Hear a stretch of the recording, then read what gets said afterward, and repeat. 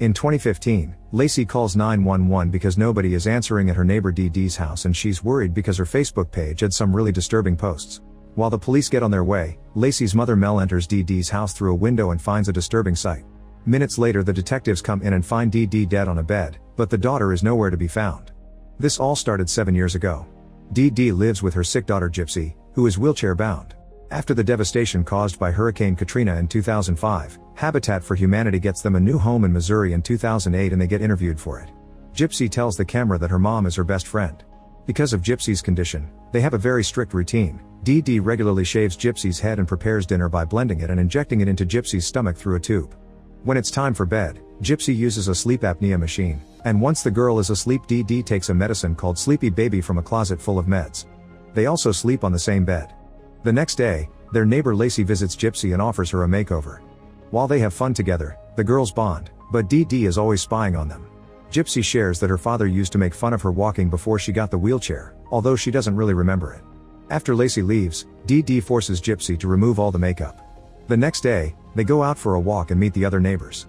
Dee Dee chats with Mel and keeps on mentioning how hard it's to take care of Gypsy because she has paraplegia, epilepsy, anemia, and a heart murmur.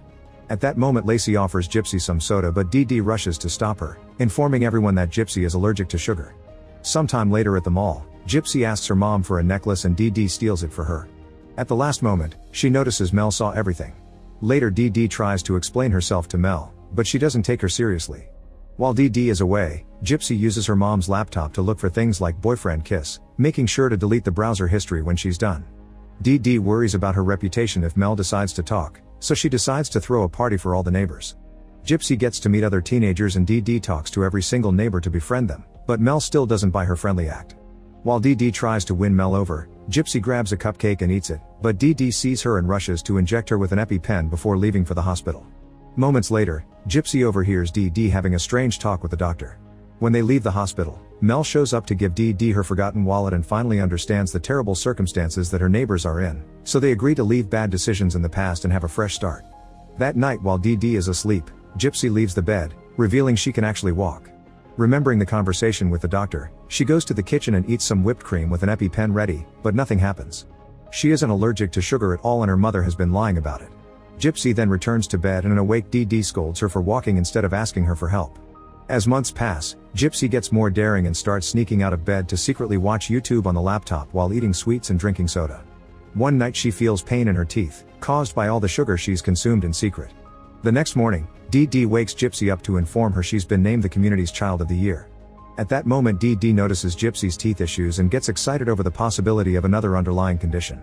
They go to see Gypsy's pediatrician Dr. Harley and Dee Dee says Gypsy's acid reflux has returned, causing the teeth decay.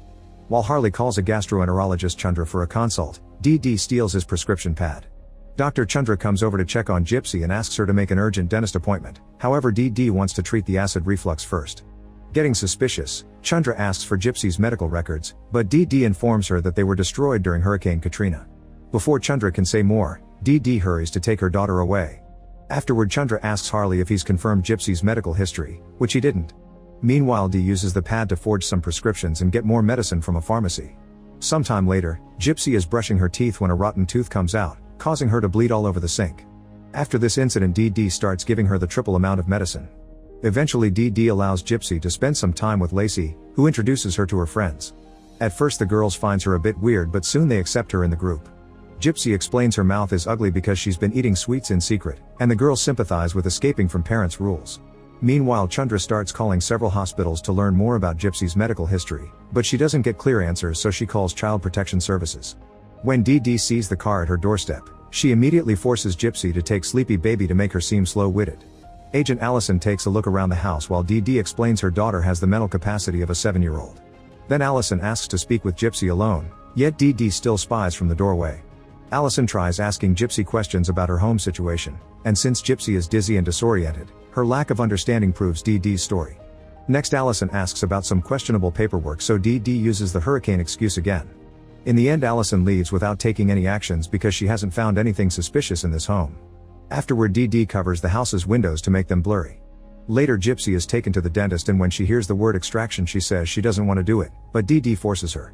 When Gypsy wakes up from the anesthesia, she's at home and she discovers most of her teeth have been removed, causing her to cry in front of the mirror. During lunch, Dee Dee starts making exciting plans for the Child of the Year event. Gypsy doesn't want to go because she feels ugly, but a furious Dee Dee yells that she's going anyway. On the day of the event, Dee Dee surprises Gypsy with some dentures. Gypsy loves them, but finds it weird that her mother didn't give them to her earlier. When they're called to the stage, they receive a check for $5,000 in financial assistance. Dee Dee says Gypsy is shy and speaks in her behalf, then they sing together. Sometime later Chandra calls Dee Dee to bring Gypsy to do a checkup, and a reluctant Dee Dee must accept to avoid suspicions. While Dee Dee is taken to the front desk to do the paperwork, Chandra talks to Gypsy in private and tries to convince her that she isn't allergic to sugar. She even offers a can of Coke, but Gypsy refuses to drink. Months pass and it's now 2011. Dee Dee has become an expert at collecting donations both through traditional mail and a GoFundMe page. She also keeps receiving some mysterious checks. At night, Gypsy continues to sneak out of bed to use the computer. She learns about Fantastican and cosplay, so she convinces her mother to take her to the event. While getting the tickets, Dee Dee says Gypsy was born in 1995, which confuses the girl because she thought she was born in 1993. Gypsy has a lot of fun and even runs into some of the neighbors. A man named Russ tries to flirt with Dee Dee, but she feels uncomfortable and rushes to the bathroom. Now that she's finally alone, Gypsy uses the chance to chat with a guy called Scott while pretending she's 18. They end up chatting a lot and Scott even picks her up so she can sit in the DeLorean for a picture. Unfortunately, their fun time is interrupted by Dee Dee, who announces they're going home. Before they leave, Russ shows up again and tries to get Dee Dee's attention by saying he also had a son in a wheelchair who died, but Dee Dee turns him down once more. While Dee Dee is distracted, Scott asks Gypsy for her Facebook account and finds it weird that an 18-year-old only has a shared account with her mother. That night Gypsy decides to open her own Facebook account in secret, but she doesn't know what birth year to choose. She checks her mother's purse and is shocked to see she was born in 1991, meaning she's actually 19. Angry, she decides to steal some donation money. The next day at a gas station, she buys a cell phone, which she keeps hidden from her mom. Sometime later, Dee Dee receives a call from Russ and wonders how he got her number, but he's so nice that she lets him call him regularly and they grow close. At the same time Gypsy starts chatting with Scott through her new phone and they also grow close. Gypsy tells him about her friends, who are the hospital staff, and Scott shares about his work with the elderly.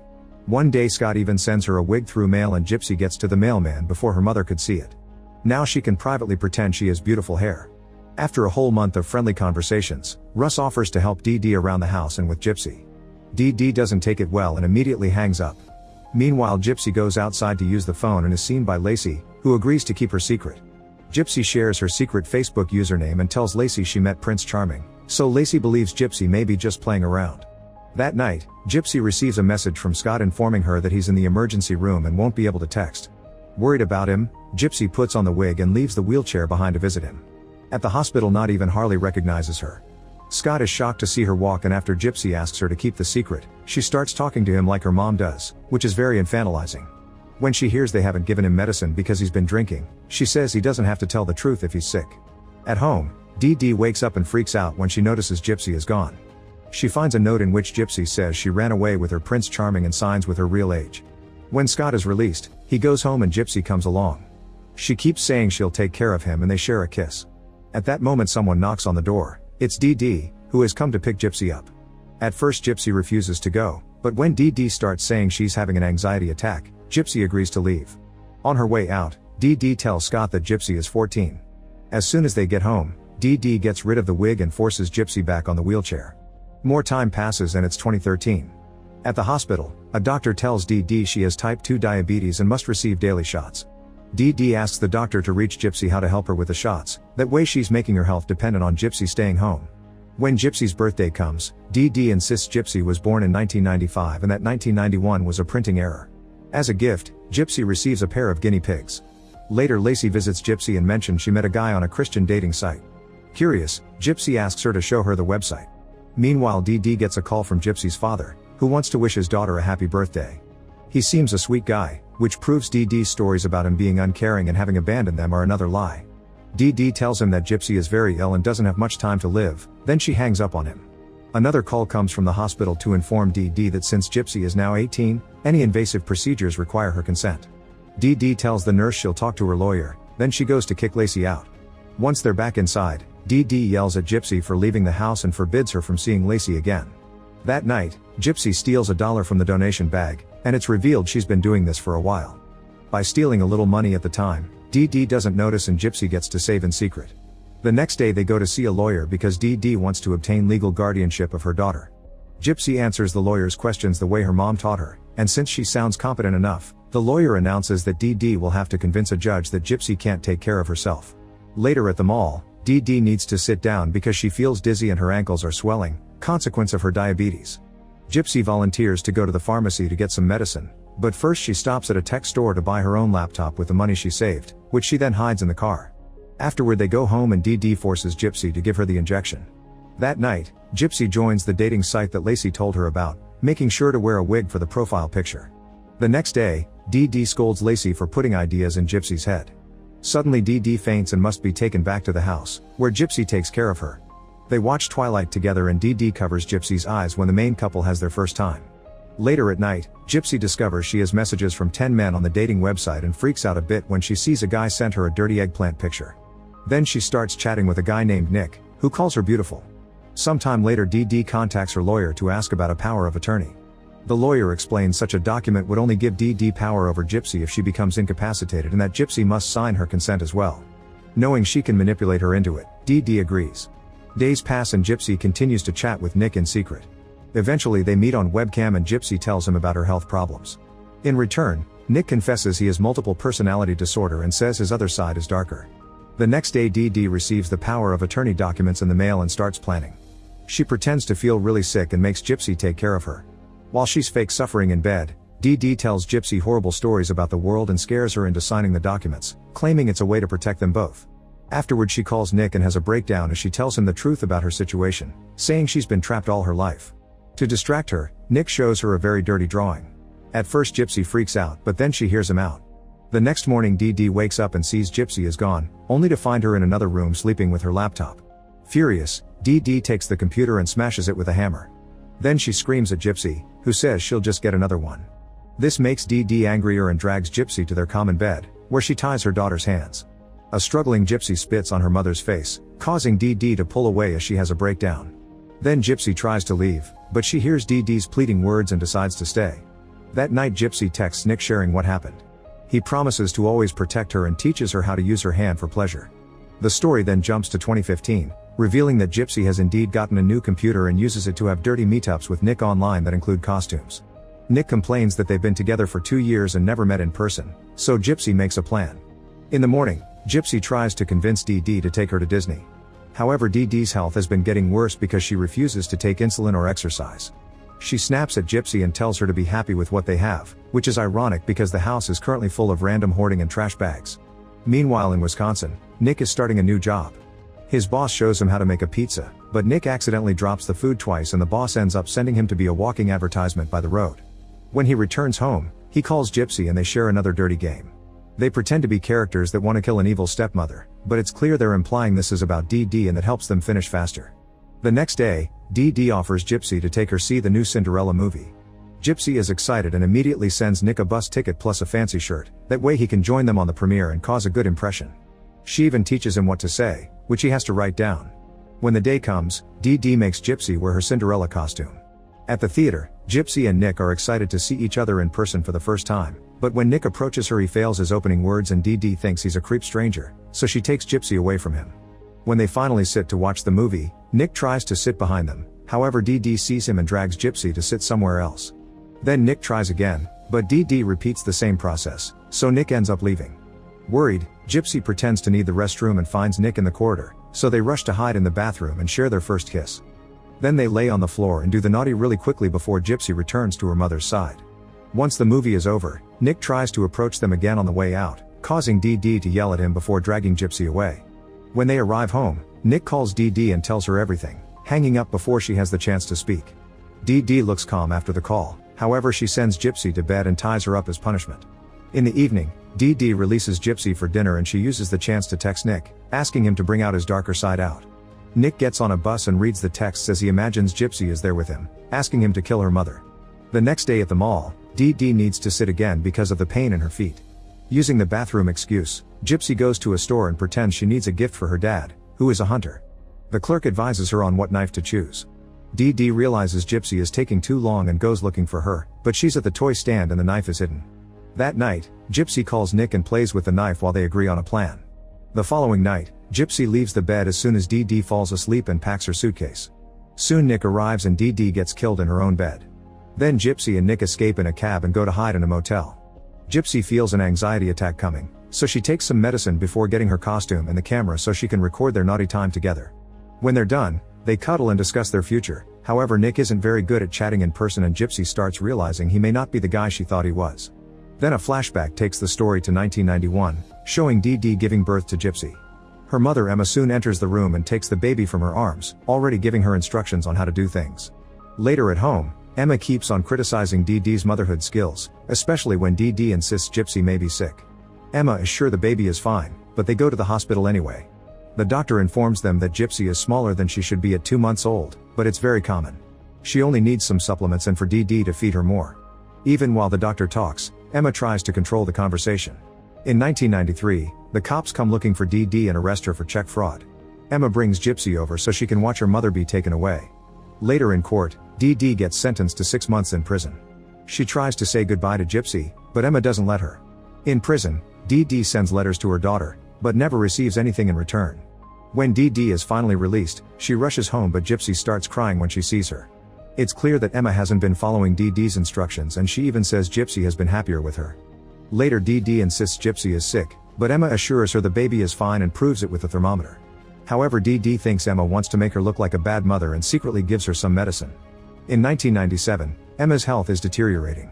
She's wheelchair bounded and depends on Dee Dee for most things, yet she refuses to go to the hospital. Eventually a doctor comes to see her and informs Dee Dee that her mother's pain tolerance has failed, so she only has a few days to live. The doctor calls Dee Dee a saint for taking care of an old person and a child at the same time, which Dee Dee really appreciates. Afterward Emma calls for Dee Dee, but instead of helping, Dee Dee turns up the volume on the TV and watches a movie with Gypsy. Later Emma starts to struggle to breathe, so she tells Dee Dee that she made it impossible for her to live, then she dies. Hurt by such words, Dee Dee runs to Gypsy and promises she does love her. Sometime later, Gypsy wants to play on the trampoline with her cousins, but her mom doesn't let her. As soon as Dee Dee is distracted, Gypsy runs outside and plays on the trampoline anyway. Unfortunately she slips and falls on the ground, where she doesn't move. Dee Dee runs to her side while her sister calls the ambulance. When Gypsy is released from the hospital, she's on a wheelchair, and Dee Dee makes her stay on it even though Gypsy is better now. A few days later, Dee Dee announces she can't buy her mother's house, so they have no choice but to leave. Back to Gypsy and Nick, they check out of the motel and go to have breakfast. When 2 cops enter the diner, Gypsy begins to panic because they still have the knife. She tries to take the anxiety medicine and accidentally drops the bottle, so a cop picks it up for her and reads Dee Dee's name on the label. Then the couple decides to mail the knife to themselves in Wisconsin to avoid security checks.